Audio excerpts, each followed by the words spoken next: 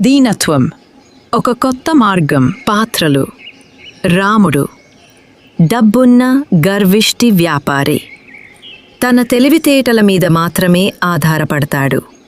సీతమ్మ నిరాడంబరమైన దైవభక్తి గల వృద్ధురాలు.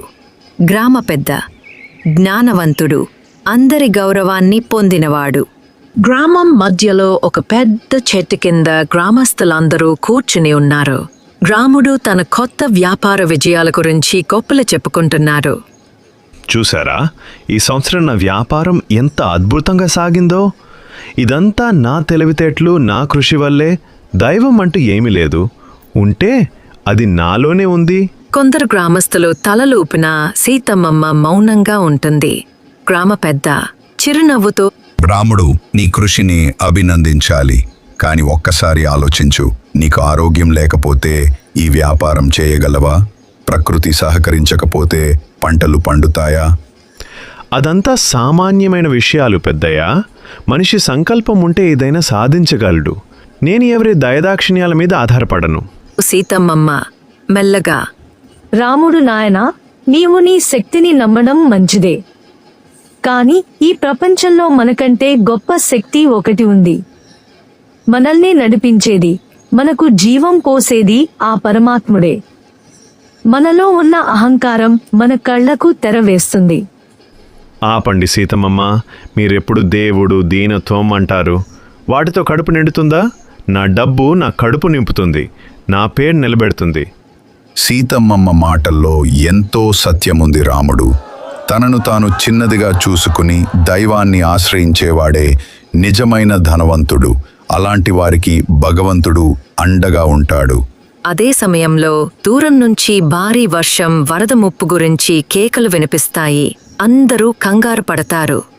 అయ్యో, నది పొంగి పొర్లుతోందట, మన పొలాలన్నీ మునిగిపోయేలా ఉన్నాయట. కంగారుగా, నా డబ్బు, నా పంటలు ఎలా? నేను అప్పుడే కోటీశ్వరుని అవ్వాలనుకున్నాను కదా. రాముడి ముఖంలో భయం స్పష్టంగా కనిపిస్తుంది. ఇంతవరకు తను నమ్ముకున్న డబ్బు, తెలివితేటలు నిస్సహాయంగా అనిపిస్తాయి. సీతమ్మమ్మ శాంతంగా చేతులు జోడించి, కంగారు పడకండి పిల్లలారా, ఆ దైవం మనకు అండగా ఉంటాడు. మనకు ఏమీ తోచనప్పుడు మనలో ఉన్న అహంకారాన్ని వదిలిపెట్టి ఆయన్ని వేడుకుంటే ఆయనే మనకు మార్గం చూపిస్తాడు. గ్రామస్తులందరూ సీతమ్మమ్మతో కలిసి ప్రార్థన చేస్తారు. కొంత సమయం తరువాత గ్రామ పెద్దకు ఒక ఆలోచన వస్తుంది. అందరూ వినండి, కొండపై ఉన్న పాత కాలువను బాగు చేస్తే వరద నీరు మళ్లించవచ్చు. కాని దానికి చాలా మంది కలిసి పనిచేయాలి. అందరూ సిద్ధపడతారు. రాముడు కూడా భయం, నిస్సహాయతతో కూడిన దీనమైన చూపులతో సీతమ్మమ్మ వైపు చూస్తాడు. వణుకుతూ, సీతమ్మమ్మ, నన్ను క్షమించండి. నేను అహంకారంతో ఉన్నాను.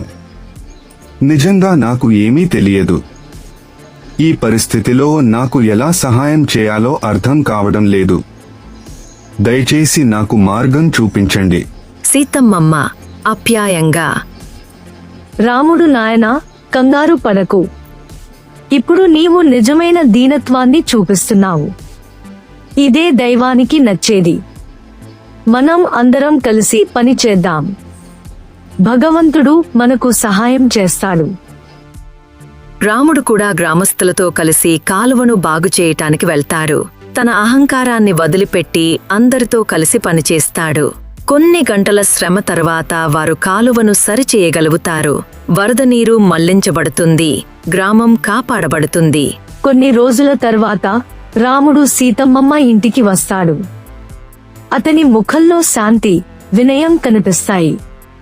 సీతమ్మమ్మ, మీ మాటల విలువ ఇప్పుడు నాకు తెలిసింది.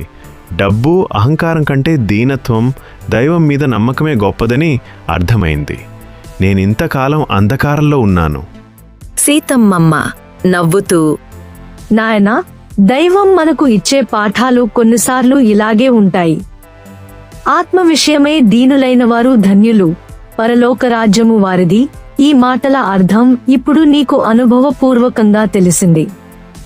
నీవు ఇప్పుడు నిజమైన ధనవంతుడివి. అవును సీతమ్మమ్మ, నాకిప్పుడు మనశ్శాంతి లభించింది. ఇదే నిజమైన సంపద. నేనిప్పుడు నా జీవితాన్ని మరింత వినయంతో ఇతరులకు సహాయం చేస్తూ గడుపుతాను. ఈ కథలో రాముడు తన అహంకారాన్ని విడిచిపెట్టి ఆధ్యాత్మికంగా వినయంగా మారినప్పుడు మాత్రమే నిజమైన జ్ఞానాన్ని, శాంతిని పొందుతారు. సీతమ్మమ్మ, గ్రామ పెద్ద పాత్రలు ఈ జ్ఞానాన్ని అతనికి బోధిస్తాయి.